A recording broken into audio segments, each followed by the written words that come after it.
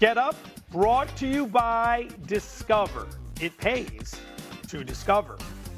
Joe, Rod, Damian, Harry, let's go back to work. Pete Carroll back on the NFL sideline as the Raiders play his former team in the Seahawks. Geno Smith gets the start for Las Vegas. Here he is rolling right, completing the pass to Trey Tucker for 15 yards, would finish 1 of 3 for 15 yards. Next Raiders drive, 2nd and 5 at their own 14. Ashton Genty, the number 6 overall pick.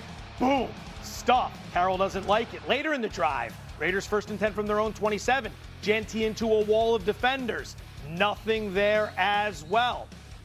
Let's take you to the next Seahawks drives much later in the game. 4th quarter, here's Jalen Milroe, the rookie out of Alabama.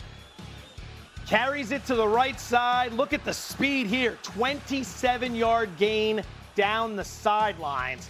And then, here we go. Hey, it's only the preseason. Daniel Carlson for the Raiders from 55 to win it. Blocked. 23-23 is your final. Another look.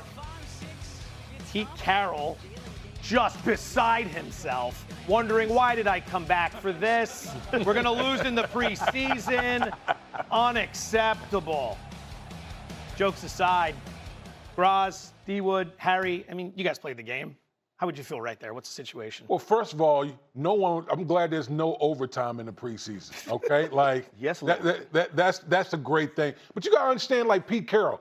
Pete Carroll is like the ultimate competition type of coach, ultimate culture builder type of coach. So for that game to end in a tie, it doesn't feed into the narrative of Pete Carroll, who preaches competition and all those type of things. So yeah, it's not ideal for him, but he's trying to establish something there in Las Vegas. You like seeing that emotion out of the coach? Yeah, 1,000%, because that tells me my coach, even though he might be in his 70s, he cares and he wants to win. It doesn't matter what the level of competition is. Doesn't matter if it's preseason, if it's a scrimmage. He wants to win the scrimmage as well versus an opposing team.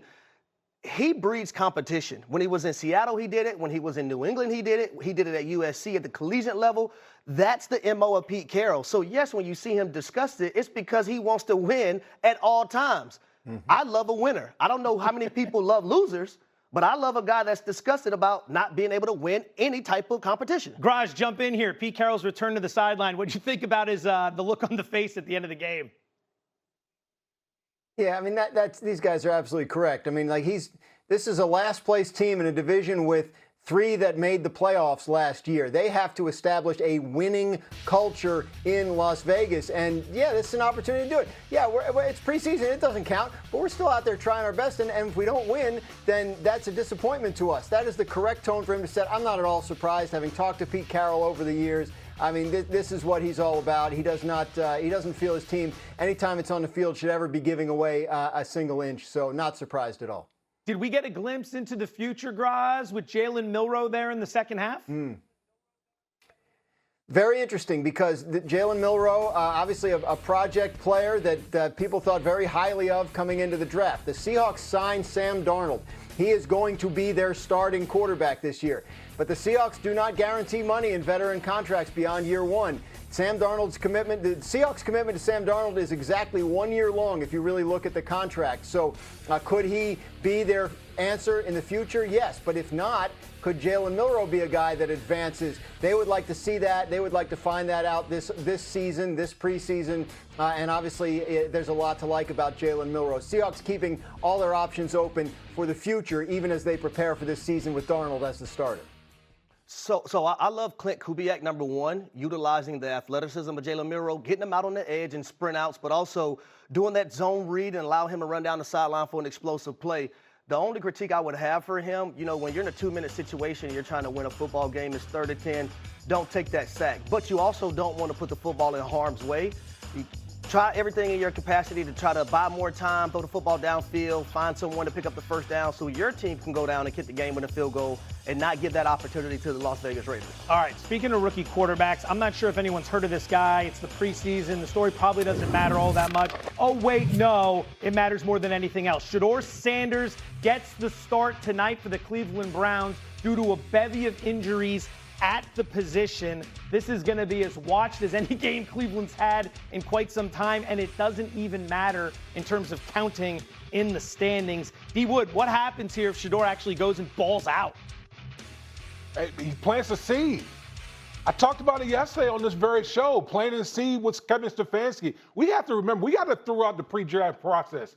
At the end of the day, Shedeur Sanders is a fifth-round quarterback, fourth on the depth chart, okay? He's been presented with a unique opportunity due to injuries to other guys in the same position group that if he goes out there and plays really well, it'll give him more opportunities. Kevin Stefanski will look at the same thing and say, you know what?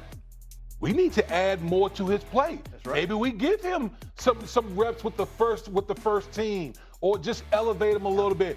That's what's at stake for him tonight, the opportunity to earn more opportunities moving forward. You want to know what's the best thing, though? What's that? That Carolina's, they're playing their starters. So if you're just Shedeur Makes Sanders, it easy. you say to yourself, I don't want to go against no doggone backups. I want to go against starters. So if I ball out, hey, you know what? I've aced that first test. Now can I build off of that? Can I get more reps in practice? And then can I showcase more skills when it comes to the next preseason game? What's the number one thing he can't do tonight? Turn the football over and not have answers to the test like we've seen Anthony Richardson in his first preseason game this season. Hey, Graz, what's at stake for Shedeur tonight in your opinion? Yeah, opportunity. This is a surprise opportunity. He has been fourth on the depth chart among the Browns' healthy quarterbacks all offseason, but because of the injuries D. Wood referenced, he's going to get the start tonight. And if he shows that he's more than a fourth-string quarterback, then that could alter their plan for his opportunity in the coming weeks. It could alter their plan for practice reps, which Shedeur Sanders needs more of if he's going to show the coaches what he can do. So it's a massive opportunity tonight to change the Cleveland Browns coaching staff's minds about the order of their quarterback depth chart. Remember, this is the Browns. They have been looking for a quarterback solution for over a quarter of a century. If Shedeur Sanders turns out to be a lot better than they thought he was when they waited till the fifth round to pick him, they're going to be happy to give him the chance to be their quarterback. They will take any quarterback solution they can find, whether it was one that they went out and got or one that fell into their laps. I'll throw one other thing in there. Professionalism.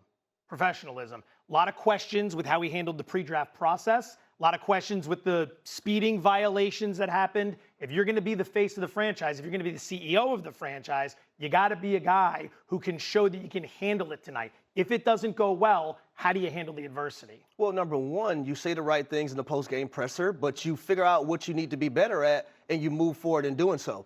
I think up until this point, Shedeur Sanders has done a great job answering every single question that's thrown his way.